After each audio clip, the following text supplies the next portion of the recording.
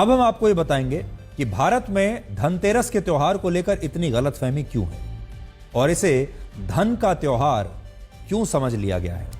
असल में धनतेरस स्वास्थ्य का त्योहार है, लेकिन लोगों ने इसे धन का त्योहार बना लिया है। शायद सिर्फ इसलिए क्योंकि धनतेरस में धन शब्द आता है, तो बहुत सारे लोगों को आज भी यह लगता है कि धनतेरस का मतलब है धन। लेकिन यह धन पैसे वाला धन नहीं है, यह स्वास्थ्य का धन है, आपकी सेहत का धन है, जिसे आप भूल चुके हैं।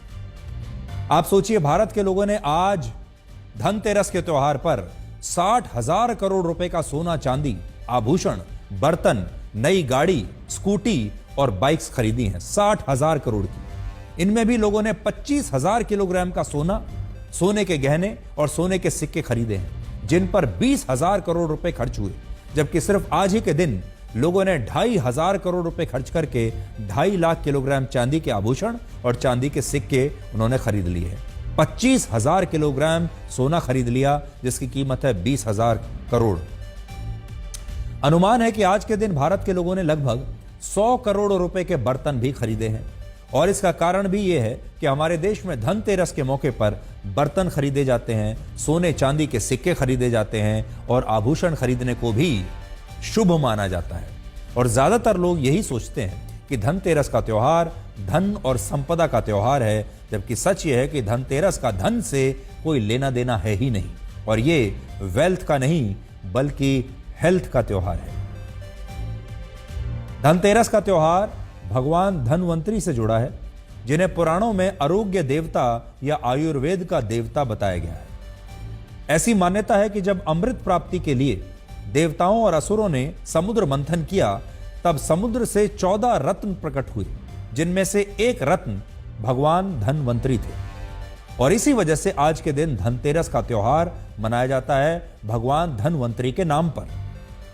भगवान धनवंतरी जब प्रकट हुए, तब उनके एक हाथ में अमृत कलश था, एक हाथ में जड़ी बूटी थी, एक हाथ में शंख और एक हाथ में आयुर्वेद था, और उनके शरीर पर अनेकों प्रकार के आभूषण थे। भगवान विष्णु का अवतार माने जाने वाले भगवान धनवंतरी को 2 बातों का जबरदस्त ज्ञान था।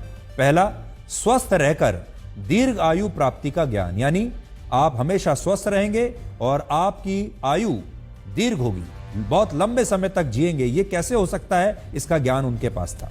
दूसरा, रोगों के उपचार का ज्ञान, और इसीलिए भगवान धनवंतरी को देवताओं का चिकित्सक कहा गया, यानी देवताओं का डॉक्टर कहा गया। और मान्यता है कि भगवान धनवंतरी ही आयुर्वेद को पृथ्वी लोक पर लेकर आए, और उन्होंने ही निरोगी काया को धर्म से भी बड़ी पूंजी बताया था।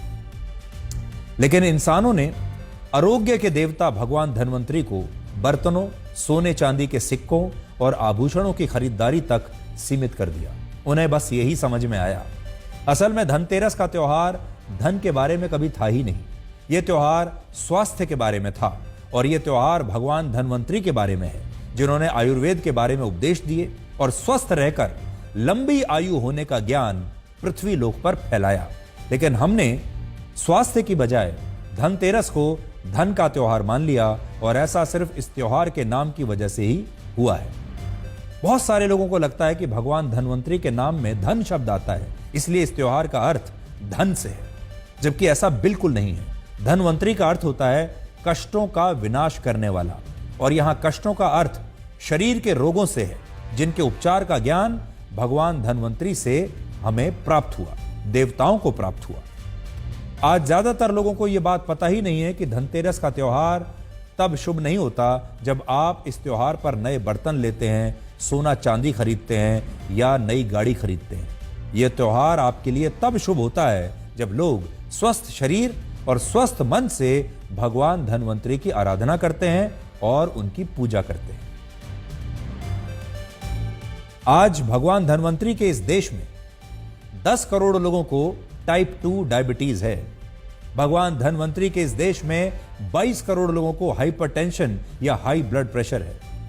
भगवान धनवंतरी के देश में 7 करोड़ लोगों को मोटापे की समस्या है, 6 करोड़ लोगों को डिप्रेशन है, 40 करोड़ लोगों को हाई कोलेस्ट्रॉल की समस्या है।